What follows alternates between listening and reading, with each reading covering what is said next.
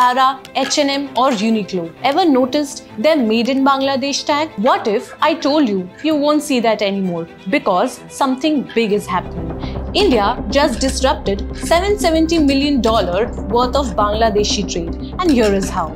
India has put new port restrictions on Bangladeshi goods that will disrupt 42% of their bilateral imports. Recently, India's Commerce Ministry ordered that ready-made garments can now enter India only through two seaports, Kolkata and Nhava Sheva. That cuts off Bangladesh's access to the quicker land routes through the northeast, forcing everything to go by sea, which means higher export costs for Bangladesh. But this move did not come from India. It actually sparked from Dhaka first. As per reports, Bangladesh have been introducing a series of restrictions on Indian exports, like the ban on Indian yarn imports or curb on rice shipments through the land ports. Adding to the tension, Bangladesh is getting closer to China, something India sees as a growing threat.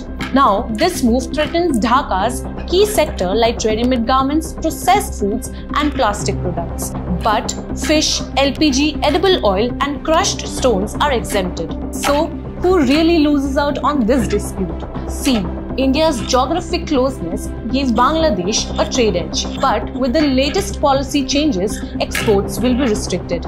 But it will also create opportunities for Indian businesses. What's your take? Drop your thoughts in the comment section and follow Group Invest for more market updates.